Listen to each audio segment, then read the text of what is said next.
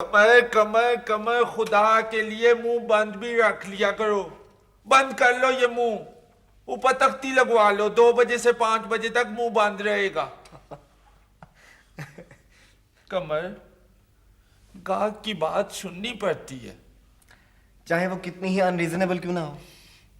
हाँ। मगर अब्बा जी ये तो कोई बात ना हुई।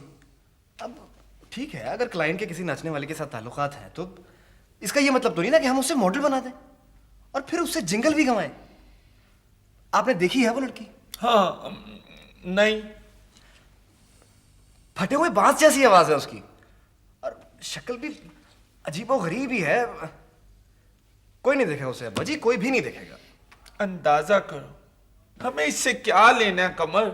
उसके अपने प्रोडक्ट को नुकसान होगा। और हमारी कोई प्रेस्टीज इन्वॉल्व नहीं इसमें है, क्यों नहीं? लेकिन कमर, अगर एक आदमी खुदकुशी करने पर तुला हो तो हम क्या कर सकते हैं?